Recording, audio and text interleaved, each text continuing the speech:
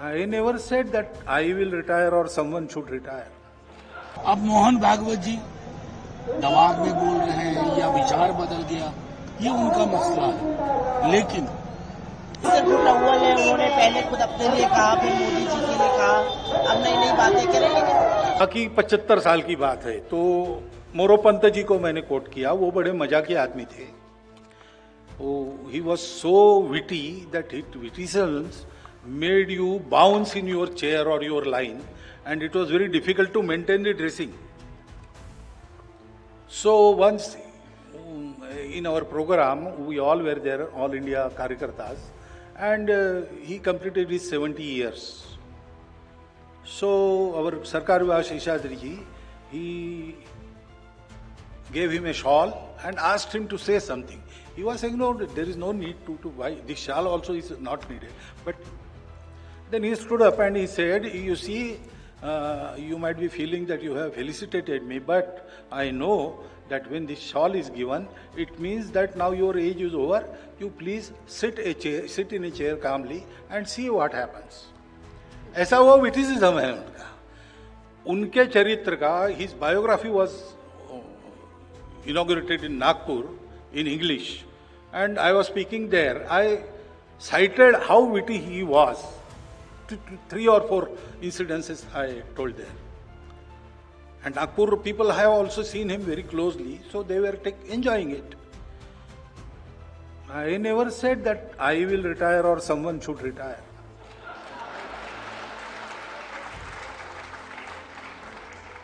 In Sangha, we Swayam Sevaks, we are given a job, whether we want it or not.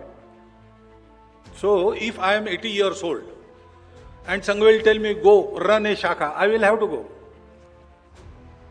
I cannot say I have completed 75 years, I want to enjoy the retirement benefits. No, there is no benefit in Sangha. And even if I am 35, Sangha may say, you sit in the office. We do whatever Sangha tells us. We don't say, I will do this, I want this, I want that. No, that is not allowed. And we are not there for it because we don't want to accomplish anything. So whatever they say, I am Sar Sangha Chalak. But do you think I am the only one who can be Sar Sangha Chalak? There are at least 10 people here.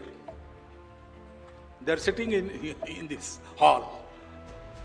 Any time they can take this mantle and carry on. But they are very busy and their contribution is valuable. They cannot be spared. I was the one who can be spared. So, this is not for retirement of anybody or myself. We are ready to retire any time in the life and we are ready to work as long as Sangha wants us to work. Modi ji क्या करेंगे 75 साल बाद? ये सवाल मेरा नहीं था, मोदी जी का ही उठाया सवाल था। और उस वक्त बड़े जोर शोर से, गरिमा विहीन तरीके से आडवाणी जी, मुरली मनोहर जोशी जी को भेज दिया गया उस मंडली में जिसके बारे में उसके बाद हमने कभी सुना नहीं। अब मोहन भागवत जी दबाव में बोल रहे हैं या विचार बदल गया, ये उनका मसला है। लेकिन एक सांस्कृतिक संगठन के रूप में वो अपनी भूमिका का पुनर्मूल्यांकन करें कि ये ऐसा कैसे चल सकता है। आप कुछ नहीं है, लेकिन आप सब कुछ है। आप लोग बार बार कहते हैं कि संघ और बीजेपी में संघर्ष है। उन्होंने चुप्पी तोड़ी और कहा कि हमारे बीच मनभेद नहीं है, मतभेद है। नहीं, मैं उनमें से नहीं हूँ जिसने कभी कहा हो कि विपक्ष के कुछ लोग अगर बोलते हैं, मैं अग्री नहीं करता हूँ। एक ही ताश के 2 पत्ते हैं ये। इसको प्रोपेगेंडा की जुबान में कार्ड स्टैकिंग कहते हैं और माहिर हैं बीजेपी आरएसएस के लोग डबल स्पीक में। वो तो कह रहे हैं कि एक परिवार को 3 बच्चा कम से कम पैदा करना चाहिए उस दौर में जब जनसंख्या एक बोझ के तौर पर है। मैं तो सीधे तौर पर कह रहा हूँ, सब चीज भंग कर दीजिए। डेमोग्राफी महकमा में मैं समझता हूँ मोहन भागवत जी को बिठा दीजिए। अब यही लोग चलाएंगे डेमोग्राफी, मोहन भागवत जी, गिरिराज सिंह। एसआईआर को इतना बड़ा मुद्दा आप लोग बना रहे हैं, खबर आ रही है कि सरकार पूरे देश में एसआईआर एक साथ लागू करेगी। अभी देखिए, हमारा एसआईआर पर विरोध नहीं, तौर तरीके, टाइमिंग पे इंटेंशन पे विरोध था और उस विरोध का आप नतीजा देख रहे हैं कि आज कोई दल नहीं, अब ये तेजस्वी जी और राहुल जी की यात्रा नहीं रही सिर्फ, अब ये बिहार की यात्रा हो गई है।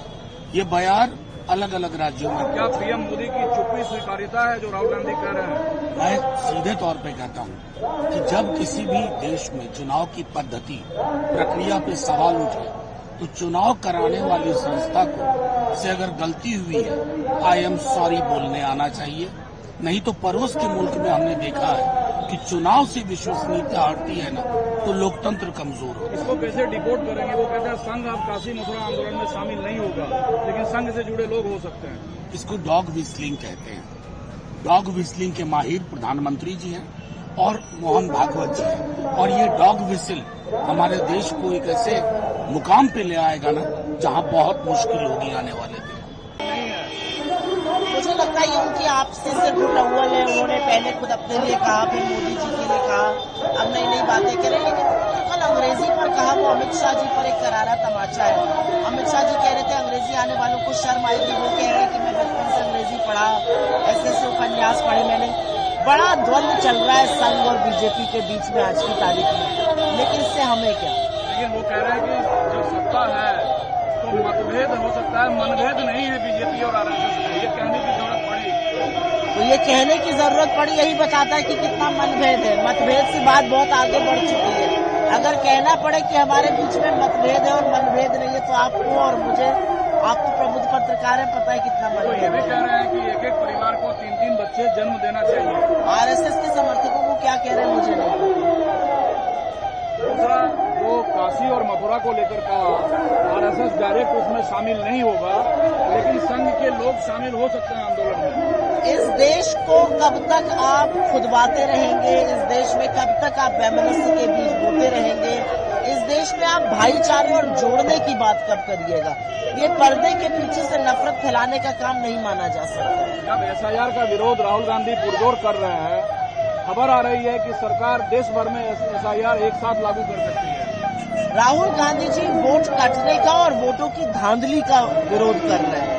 अगर आप 2 साल पहले एसआईआर करके वोटर लिस्ट ठीक करना चाहते हैं, हमें उससे ऑब्जेक्शन नहीं है। हमें ऑब्जेक्शन है जो बिहार में किया जा रहा है, जबरन लोगों के वोट काटे जा रहे हैं, कई वोट बढ़ाए जा रहे हैं, उससे एक दिक्कत है। क्या सरकार नैरेटिव चेंज करना चाहती है? पूरा का पूरा सरकार के हाथ से नैरेटिव निकल चुका है। नैरेटिव बिहार की सड़कों पर आपको दिख रहा है। 4 साल के बच्चे वोट चोर गद्दी छोड़ के नारे लगा रहे। नैरेटिव सरकार के पास नहीं है। सरकार पूरी तरह से वोट चोरी करते हुए पकड़ी गई और इसलिए नीलबटा सन्नाटा, बिल्कुल जो सुई टपक सन्नाटा था, वो मोदी जी की तरफ से नरेंद्र मिल मोदी रहा है। अगर जवाब नहीं दे रहे हैं राहुल गांधी के सवाल का, क्योंकि चोर की जब चोरी पकड़ी जाती है तो वो कभी जवाब नहीं देता है। जवाब वो आदमी देता है जो बेगुनाह होता है, उसको पकड़ा जाता है, वो शोर मचाता है, वो प्रतिकार करता है। चोर अगर रंगे हाथ चोरी करते हुए पकड़ा लिया गया है तो वो कभी प्रतिकार नहीं